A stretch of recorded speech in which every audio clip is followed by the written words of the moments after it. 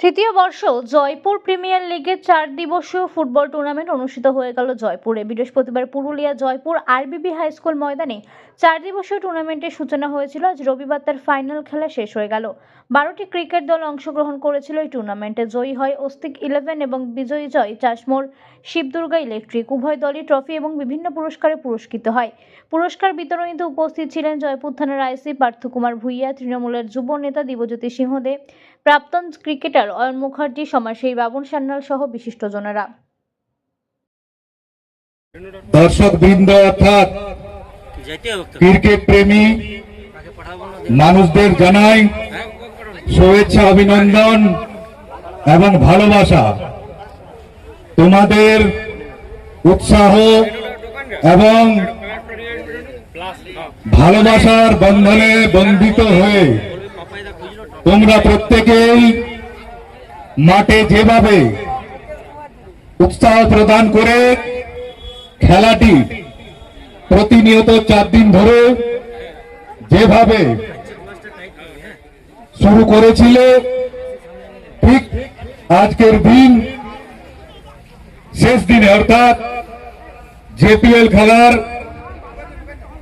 ফাইনালে তোমরা প্রত্যেকেই আনন্দের সহিত, উৎসাহের সহিত প্রত্যেকটি ক্রিকেটার যারা যে 2টি দল আজ মাঠে ফাইনালে অনেক ঘামঝরা পরিশ্রম করে, এই পরিশ্রম শুধুমাত্র আজকের নয়, এই পরিশ্রম বছরের পর বছর তারা যেভাবে অক্লান্ত পরিশ্রম করে মাথার ঘাম পায়ে ফেলে আজকে যে জায়গায় তারা দাঁড়িয়েছে, তাদেরকে অগ্রিম শুভেচ্ছা, অভিনন্দন এবং ভালোবাসা।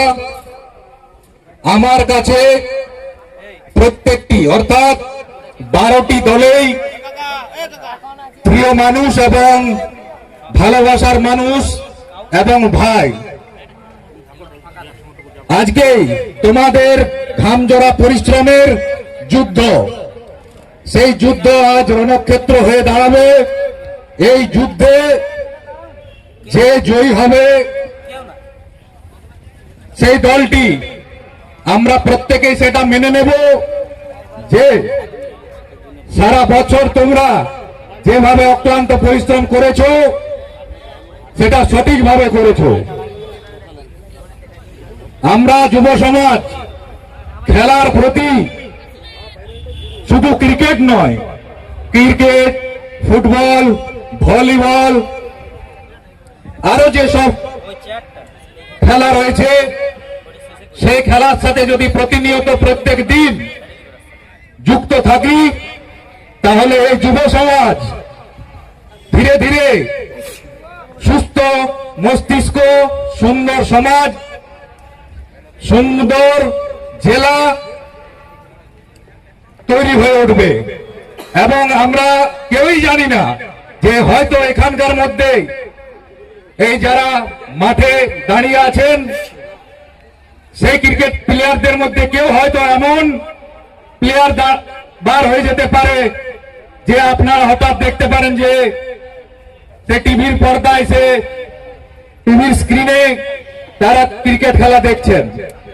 এটা কোনো বড় কথা নয়।